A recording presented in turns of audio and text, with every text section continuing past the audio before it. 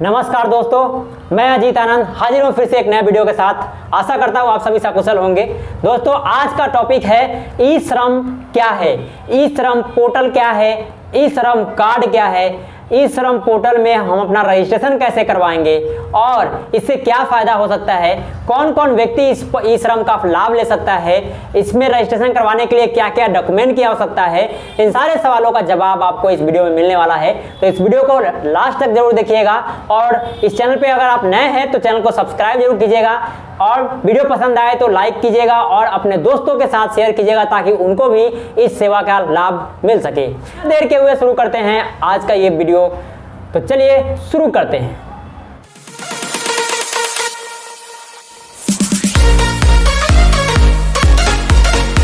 सरकार के आंकड़े के अनुसार अपने देश के लगभग 38 करोड़ आबादी जो है वो असंगठित रोजगार से जुड़े हुए हैं, यानी असंगठित रोजगार करते हैं। जैसे ठेला लगाना, रेहड़ी लगाना, रोड के किनारे दुकान लगाना या फिर ड्राइविंग करना, छोटा टैक्सी ऑटो चलाना, उसके बाद में इलेक्ट्रीशियन, फिटर, प्लम्बर, राजमिस्त्री जिसको मेसन बोला जाता है, कारपेंटर, बढ़ई, माली और इस तरीके का तमाम वो लोग जो खेतों में मजदूरी करते हैं, उन सभी लोगों को असंगठित रोजगार के अंतर्गत रखा गया हुआ है। इसका डाटा सरकार के पास नहीं है, इसी वजह से ये सरकार से मिल रही बहुत सारी योजनाओं का से वंचित रह जाते हैं। तो सरकार ने इसके लिए एक पोर्टल लॉन्च किया है जिसका नाम दिया है ई श्रम पोर्टल और इन सभी लोगों को एक पहचान देने के लिए आधार कार्ड के तरह ही एक कार्ड बनाया है जिसका नाम दिया है ई श्रम कार्ड। उसमें एक UAN नंबर होगा जिस नंबर के थ्रू, जो आधार कार्ड की तरह ही 12 डिजिट का है, जो मैं आपको स्क्रीन पे दिखा रहा हूं कार्ड का सैंपल, इसी तरीके का वो कार्ड बनेगा जिस कार्ड के थ्रू सरकार के पास एक डेटा होगा कि ये हमारे देश में कौन कौन लोग, कितने असंगठित रोजगार करने वाले लोग हैं और कौन कौन से लोग कौन कौन सा रोजगार करते हैं, इसका डेटा सरकार के पास हो जाएगा। तो सरकार आने वाले समय में उनको रोजगार मुहैया कराएगी या फिर बहुत सारी योजनाएं जो होती है जो इन सभी लोगों के लिए लाया जाएगा। और आपको बता दूं कि जैसे पैंडेमिक समय में अभी कोरोना का काल चल रहा था, इस कोरोना काल में बहुत सारे लोगों को सहायता राशि मिला है। तो जब ये डेटा सरकार के पास जाएगा तो आने वाले समय में अगर इस तरह का कोई भी पैंडेमिक समय आता है, कोई भी मुसीबत की घड़ी आती है, तो इस ई श्रम कार्डधारी को भी सरकार अलग से सहायता मुहैया कराएगी। तो पहला फायदा तो आपको बता दिया कि इस कार्ड के माध्यम से सरकार के पास आपका एक डेटा चला जाएगा कि आप किस रोजगार व्यवसाय से जुड़े हुए हैं, ताकि आपको उसके लिए एक फिक्स रोजगार देने का सुविधा सरकार इसके बारे में सोचेगी। उसके अलावा आपको कोई भी मुसीबत के वक्त पे जैसे DBT माध्यम से लोगों को सहायता मुहैया होती है, उसी तरीके से आपको भी अगर आप ई श्रम कार्ड, ई श्रम योजना में शामिल होते हैं, अपना रजिस्ट्रेशन करवाते हैं, आने वाले समय में सरकार के द्वारा आपको सहायता मुहैया कराई जाएगी। अब बात करते हैं कि इस कार्ड में कौन लोग एलिजिबल है, इस कार्ड को कौन लोग बनवा सकते हैं, कौन लोग रजिस्ट्रेशन कर सकते हैं। तो इसके रजिस्ट्रेशन करने के लिए आपको बता दें 18 साल से ऊपर का कोई भी आदमी इस योजना में लाभ ले सकता है, लेकिन वो इसमें कुछ कैटेगरी है कि वो सरकारी किसी भी काम काज से जुड़ा हुआ नहीं होना चाहिए, उसके साथ साथ आपको सरकारी लाभ नहीं मिल रहा हो वैसे लोग जुड़ सकते हैं, जो ITR नहीं भर रहा हो वैसे लोग कर सकते हैं, जिनका EPF ESI नहीं करता हो वैसे लोग इसमें एलिजिबल हैं। आपको इसकी एलिजिबिलिटी के लिए आगे इसके पोर्टल पे ले चलेंगे, आपको बताएंगे कि इसमें कौन कौन सा डॉक्यूमेंट लगेगा, क्या होगा। लेकिन इसके साथ साथ आपको और बता दूं कि आप इसका रजिस्ट्रेशन कैसे कर सकते हैं। तो इसका रजिस्ट्रेशन करने के लिए आपको इसके ऑफिशियल वेबसाइट पे जाकर के मैं आपको उसका लिंक डिस्क्रिप्शन में भी दे दूंगा, जहां से आप इसका खुद से अगर रजिस्ट्रेशन करना आपको आता है तो आप कर सकते हैं। अदरवाइज आपके आसपास में CSC कॉमन सर्विस सेंटर खुला हुआ है जहां पे जाकर के आप रजिस्ट्रेशन करवा सकते हैं। वैसे तो ये पूरी तरीके से निःशुल्क रजिस्ट्रेशन प्रक्रिया है, आप वहां पे जाएंगे और आप इसका रजिस्ट्रेशन करवा सकते हैं। इसी के साथ साथ आपको बता दूं कि अगर आप ये ई श्रम कार्ड बनवाते हैं तो सबसे पहला बेनिफिट के तौर पे आपको तो मिलता है कि आपको सरकार के नज़र में आप आ जाएंगे, सरकार आपके बारे में जान जाएगी कि आप असंगठित रोजगार से जुड़े हुए हैं, आपके पास कोई फिक्स रोजगार नहीं है, तो आपके लिए रोजगार मुहैया कराने के बारे में सरकार सोचेगी। प्लस कोई भी सहायता का अगर बात आएगा तो सरकार आपको डायरेक्ट DBT के माध्यम से सहायता दे पाएगी इन फ्यूचर। इसके साथ साथ इस कार्ड का वैल्यूएशन पूरे भारतवर्ष में है, तो आप अगर ये कार्ड लेकर के किसी भी राज्य में, भारत के किसी भी राज्य में जाते हैं तो वहां पे आपको वही दर्जा दिया जाएगा, वही वैल्यू दिया जाएगा जो आपको अपने राज्य में मिलता है, क्योंकि ये कार्ड आपको प्रमाणित करता है कि आप किस रोजगार में, किस काम में निपुण हैं। ये भी इस कार्ड से आपको फ़ायदा मिल जाएगा कि आपको ये कार्ड ये साबित करेगा कि आप जो काम जानते हैं उसमें आपको निपुणता है, उसी की वजह से ये कार्ड है। इसी के साथ साथ आपको बता दूं कि इस कार्ड के माध्यम से आपको 2 लाख रुपए का बीमा भी हो जाता है, जो फर्स्ट ईयर आपको सरकार इसका प्रीमियम भर देती है। तो आपको जैसे ही कार्ड बनवाएंगे 2 लाख रुपए का आपका बीमा भी इसमें चालू हो जाता है। आगे इसके बारे में विस्तृत जानकारी के लिए मैं आपको इसके पोर्टल पे लेके चलता हूं और बताता हूं कि आप कैसे इसका रजिस्ट्रेशन वगैरह कर सकते हैं और क्या क्या डॉक्यूमेंट लगेगा, इसका उद्देश्य क्या है सरकार को लॉन्च करने का। तो आप इस वीडियो को बिना स्किप किए हुए देखते जाइएगा और वीडियो पसंद आए तो लाइक भी जरूर कीजिएगा। चैनल पे नए हैं तो चैनल को सब्सक्राइब कर दीजिएगा। चलिए शुरू करते हैं इसके वेबसाइट का ओवरव्यू। हम आ गए हैं अपने मोबाइल के स्क्रीन पे और आपको दिखाएंगे कि कैसे आपको गूगल क्रोम ओपन करना है। गूगल क्रोम ओपन करने के बाद आपको इसमें सर्च करना है ishram.gov.in। इस तरीके का ये URL है जिसको आपको मैं दे दूंगा, आपको डिस्क्रिप्शन में भी ये लिंक आपको मिल जाएगा। इस पर आपको सर्च करने के बाद ये वेबसाइट ओपन हो जाता है। ये देखिए भारत सरकार का ये वेबसाइट है जो श्रम एवं रोजगार मंत्रालय द्वारा ये ई श्रम पोर्टल बनाया गया है, जिसका हेल्पलाइन नंबर आपको शुरू में देखने को मिल जा रहा है। यहाँ पे आप देख पा रहे होंगे हेल्प डेस्क का नंबर है 14434। जो आप चाहे तो इसको आप कॉल करके इसके बारे में विस्तृत जानकारी ले सकते हैं। देखिए यहाँ पे एक स्लाइडर बैनर चल रहा है जिसमें दिखाया गया है आपको किस तरह का रोज़गार करने वाले लोग इसमें जुड़ सकते हैं। सब्जी रेहड़ी ठेली लगाने वाले, रिक्शा चलाने वाले या फिर कोई भी वो लोग जो छोटे मोटे व्यवसाय करते हैं, छोटा मोटा रोज़गार करते हैं, वो सारे लोग इसके साथ जुड़ सकते हैं।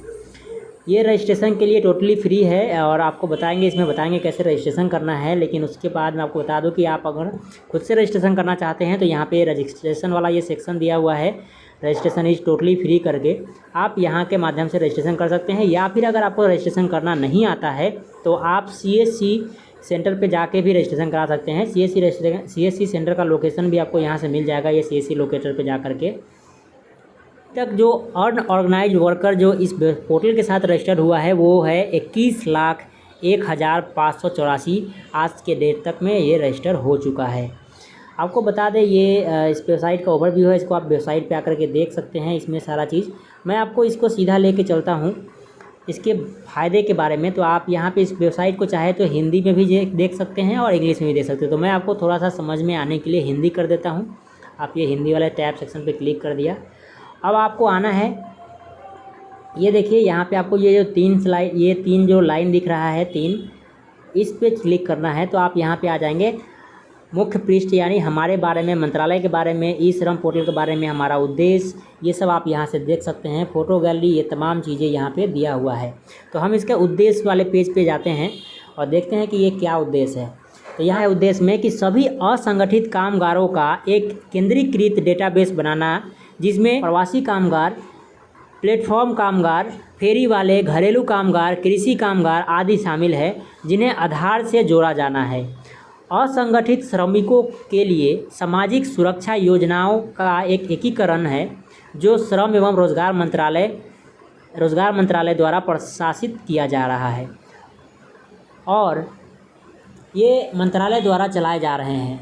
इसमें आपको बता दें कि पंजीकृत असंगठित कामगारों के संबंध में विभिन्न हितकारी जैसे मंत्रालय, विभागों द्वारा, बोर्ड एजेंसियों, केंद्र के द्वारा, सरकार, राज्य सरकार के संगठन के साथ साथ API माध्यम के द्वारा प्रशासित की जा रही विभिन्न सामाजिक सुरक्षा और कल्याणकारी योजनाओं के वितरण के लिए जानकारी साझा करना है।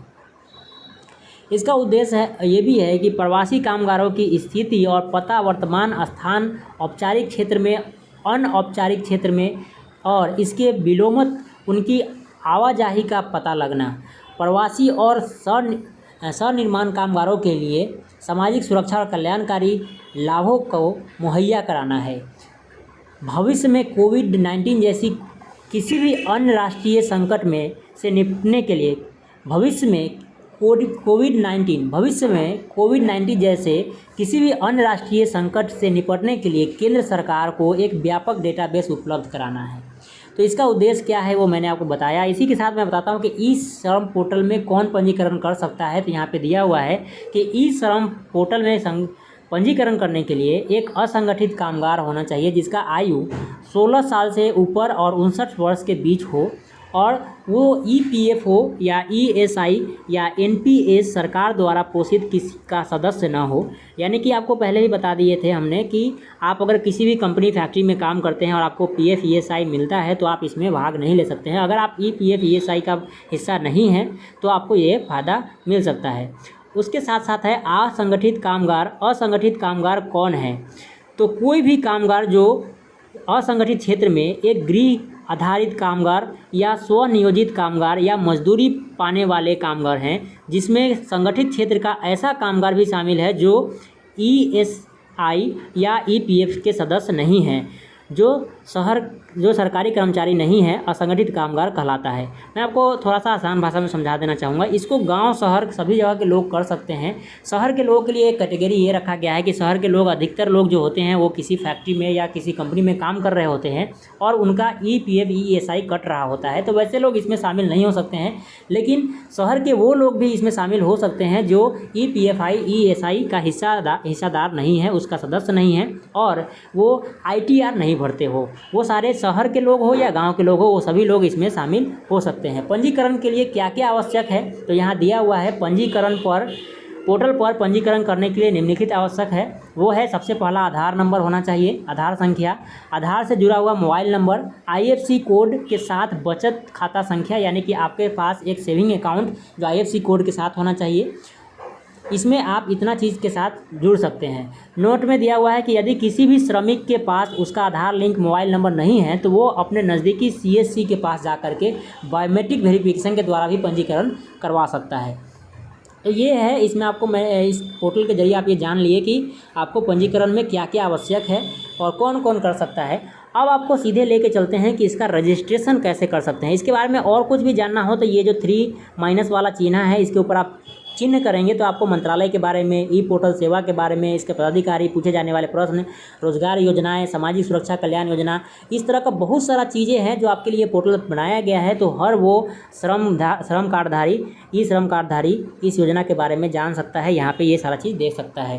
अब आपको बताते हैं कि इसका रजिस्ट्रेशन कैसे कर सकते हैं। तो इसके रजिस्ट्रेशन करने के लिए मैं आपको फिर से लेके चलता हूँ इसके होम पेज पे, और ये देखिए आपको यहाँ पे दिया हुआ है पंजीकरण पूर्ण रूप से निःशुल्क है, ई श्रम पर रजिस्टर करें। इसके लिए जो यहाँ पे लिखा हुआ है ई श्रम पे रजिस्टर करें, इसी पे आपको क्लिक करना है तो आपको ये रजिस्ट्रेशन वाले पेज पे लेके आ जाएगा।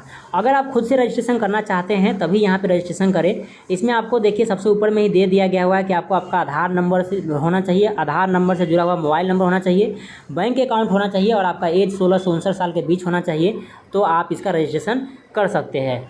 अब इसमें रजिस्ट्रेशन करने के लिए सबसे पहले आपको आधार लिंक्ड मोबाइल नंबर डालना है। उसके बाद यहाँ पे एक कैप्चा डाला हुआ है, वो कैप्चा डालना है। और are you member of employ provided fund organisation EPFO, आपको पीएफ ईएसआई मिलता है तो इसमें आपको नो कर देना है और सेंड ओटीपी पे क्लिक करके आपको आगे फिर जो डॉक्यूमेंट का सजेशन है वो सब आप कर सकते हैं। तो ये है रजिस्ट्रेशन का फॉर्म। मैं डायरेक्टली एक रजिस्ट्रेशन का ये जो लिंक है register.eShram.gov.in, इसका भी लिंक अलग से दे दूंगा आपको इस पोर्टल में। बाकी कोई भी हेल्प चाहिए आपको तो यहाँ से आप हेल्प ले सकते हैं। तो इस तरीके से आप रजिस्ट्रेशन कर सकते हैं। और अगर आप खुद से रजिस्ट्रेशन करना नहीं आता है तो आप अपने आसपास के सीएससी सेंटर पे भी जा करके रजिस्ट्रेशन कर सकते हैं। उसका लोकेशन जानने के लिए आपको ये 3- वाला जो चिन्ह है इस पर टिक करना है और यहाँ पे दिया हुआ है सीएससी लोकेटर, इस पर आप क्लिक करेंगे तो आपके आसपास का जो भी सीएससी लोकेशन है उसका लिस्ट आपको इसमें दिख जाएगा।